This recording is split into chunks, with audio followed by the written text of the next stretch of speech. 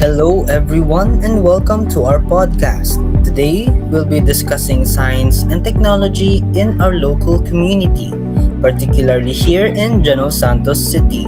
We'll talk about the technology resources available, the challenges we face in accessing them, how government programs align with local needs, and how traditional practices can work together with modern science to solve environmental problems.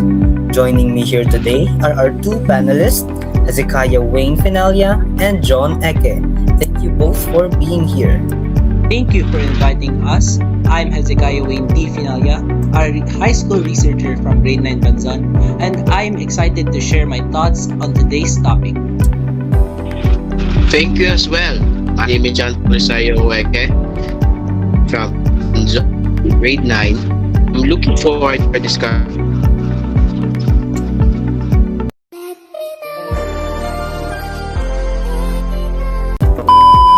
Go. Okay, so let's begin with our first topic. Looking around our community, what science and technology resources are available to them, and who still lacks equal access to them? But before we answer the questions, I will do the fishbowl method to randomly pick your names so that there will be a fun interaction and an equal distribution to the problems. I will be using this cup to pick the names. Okay, I will pick. Wayne, would you like to start? Sure, I would like to start. In General Santos City, we already have several science and technology resources available. Some examples are public Wi-Fi networks in certain public places, computer laboratories in schools, and offline digital libraries that students can use for learning. These resources help many students complete assignments, conduct research, and improve their digital skills. However, despite these opportunities, not everyone has equal access. Many low-income families cannot afford laptops, tablets, or smartphones. Some students living in remote areas or rural barangays also experience weak internet connection or have no access to internet at all. For that wonderful answer, and I agree with you. Those are important points. Now, John, what are your thoughts? I agree with Wayne. Although these resources exist, accessibility remains unequal. For example, a student living in the city may easily connect to the internet after school, while another student living in a remote barangay may have a trouble just to find stable connection. Some schools also have limited experience, meaning students need shared devices or wait for their turn. This digital divide affects education because students will access few opportunities to learn using technology. Yes, that's true. Access to technology should benefit everyone, not just those who can afford it. Okay, thank you for those answers to the two of you. Now, let's move on. Our next question is, what cultural beliefs, financial limitations, or technical literacy gaps prevent people from fully adopting scientific recommendations and new technology? Again, I will be picking from this cup of names. John, let's start with you. Well, to answer that question, one major factor is hope and familiarity. People prefer traditional methods simply because they have used them for many years and trust them in modern technology. For example, some farmers still rely on experience instead of using their forecasting apps or soil monitoring technologies. Another barrier is financial difficulty. Many families can afford smartphones, computers, or monthly internet subscriptions. Even if technology is available, they simply not pay. I agree with you. That's a very realistic concern. Now, Wayne, what would you like to add? I think another important issue is digital literacy. Many older adults are unfamiliar with smartphones, online services, and digital applications. Because of this, they may find it difficult to access online government services, telemedicine, or scientific information. Without proper training, people may avoid using technology even if it could improve their daily lives. I believe digital literacy programs should be expanded so that everyone, regardless of age, can benefit from technology. Excellent point, Wayne. Technology only becomes useful when people know how to use it. Now, let's move on to question 3. Do you think national scientific policies are aligned with the actual needs and budget of our local governments? Based on my observations, there is still a gap between national scientific policies and the everyday needs of local communities.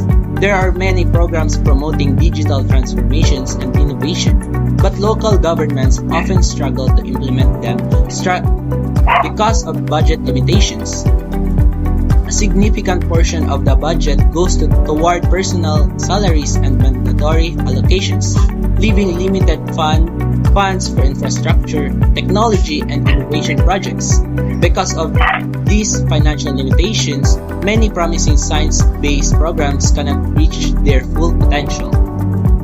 Interesting perspective, Wayne. Now, John, what do you think of the problem? Well, policies may look good on paper, but implementation depends on available resources. For example, introducing digital services requires computer, printer, trained personnel, and continuous maintenance. If the local government lacks funding, these programs become difficult to sustain. I think national agencies should work more closely with local governments so programs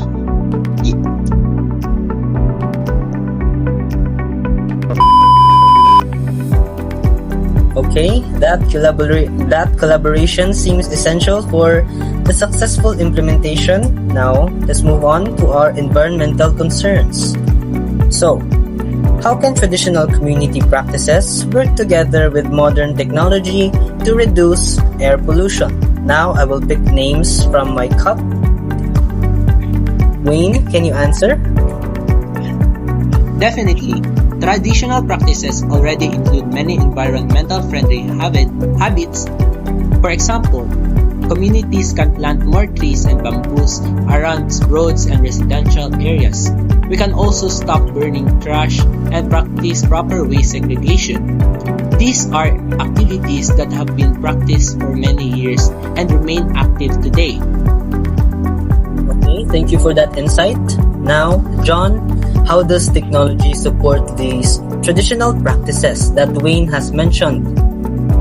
Well, modern technology can make these efforts even more effective. For instance, communities can install air quality monitors to monitor pollution levels. Researchers can also develop charcoal-based or plant-based filters that reduce smoke and dust. When scientific tools are combined with traditional environmental practices, communities can create cleaner air at a lower cost. The key is not replacing traditional knowledge, but improving it through light and Okay, thank you for that wonderful answer. That is a really great way to put it, combining the strength of both approaches. Now, finally, let's talk about the high-tech environmental solutions. Now, what are the possible environmental, economic, and social impacts of using technologies like drones, satellites, monitoring, and smart fire detection systems for forest protection? Now, again, I will choose from my cup of names to who will answer. Wayne, it's your turn to answer. Environmentally, these technologies can greatly improve conservation efforts. Reforestation drones can plant trees faster than manual planting. Satellite monitoring helps detect illegal logging and forest loss. Smart fire alarms can quickly detect wildfires before they spread. These technologies can restore forests, reduce soil erosion, and protect water sources. However, there are also risks. If only one type of tree is planted, biodiversity may decrease. Broken electronic equipment may also contribute to electronic waste if they are not managed properly. Thank you for that answer. Now, how about the economic effects? John, please, what are your ideas for this question? To answer that, economically, these technologies can create new opportunities. Communities may benefit from ecotourism, sustainable forestry, carbon credit programs, and new jobs related to technology and environmental management. However, the initial investment is expensive. Buying drones, sensors, satellites, and maintaining this system requires significant funding. Farmers or small-scale loggers who depend on forest resources may also lose source of income during the transition. Thank you for that answer. Now, Wayne, what about socially? So socially, technology can improve public safety by reducing floods and landslides while protecting food and water supplies. People can also learn valuable technical skills, but not everyone benefits equally. Indigenous communities may not always be included in planning. People without digital skills may struggle to qualify for new jobs. Community knowledge should always be respected alongside scientific expertise. Thank you for that insight. Now, John, who do you think benefits the most from these technologies that you two have mentioned earlier? You got me jumping like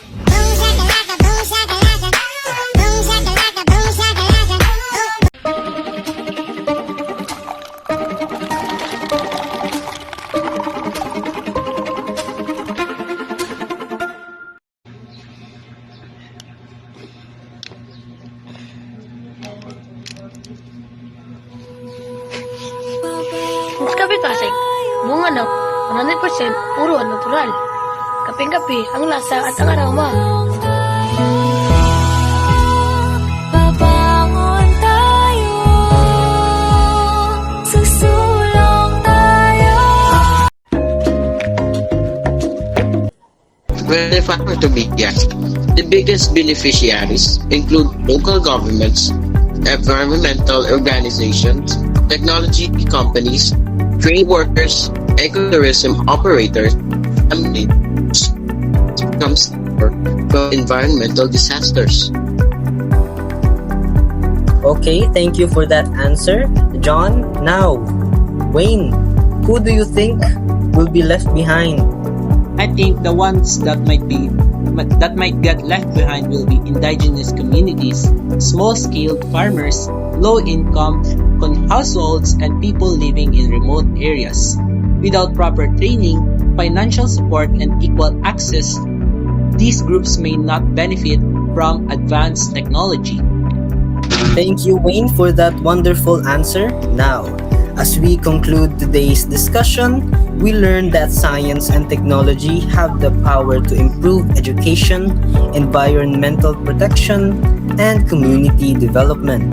However, equal access remains a challenge because of financial limitations, infrastructural gaps, and differences in digital literacy. We also learned that government programs should better reflect the actual needs of local communities, and that combining traditional knowledge with modern technology can produce practical and sustainable solutions. Finally, while advancing technologies offer many benefits, we must assure that no sector of society is left behind.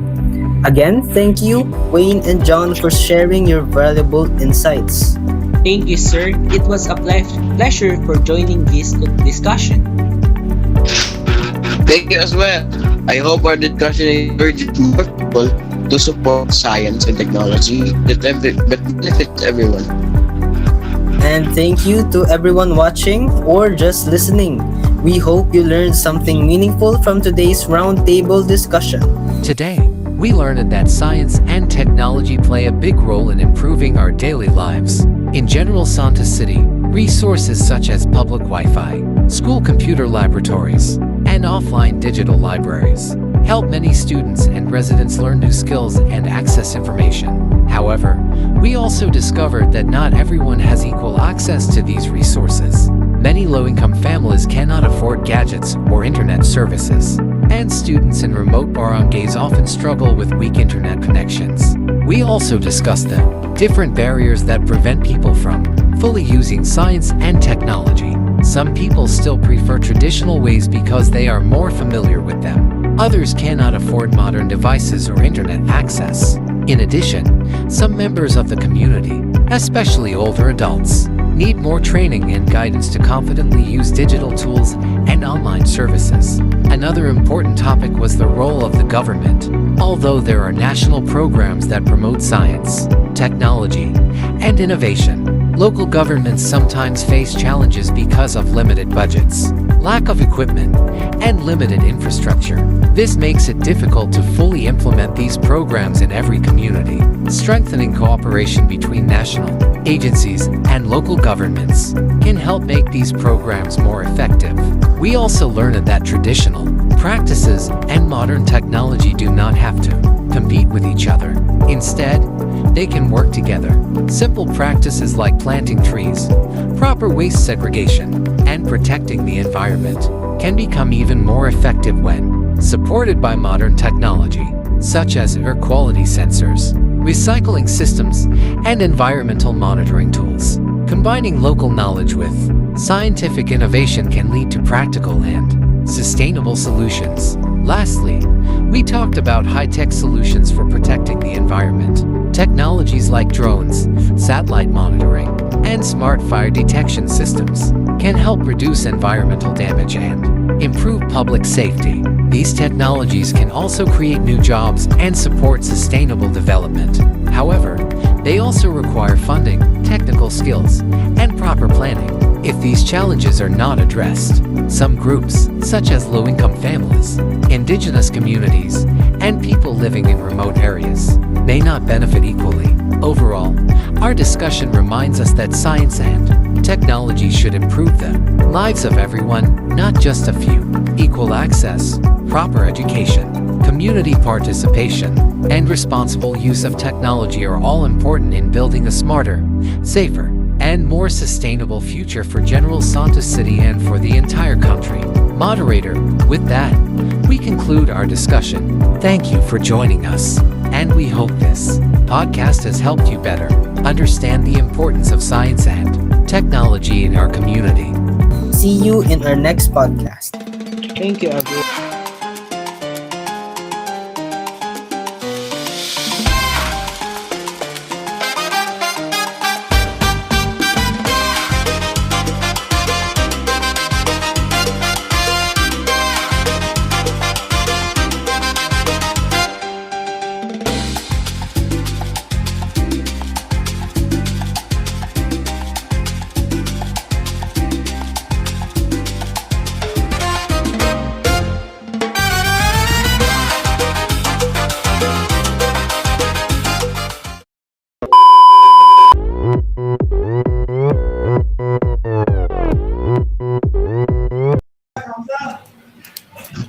Hello, everyone, and welcome to our podcast. Today, we'll be discussing science. Sa mukha ni mo, Wayne. Kinalungkan ba yan?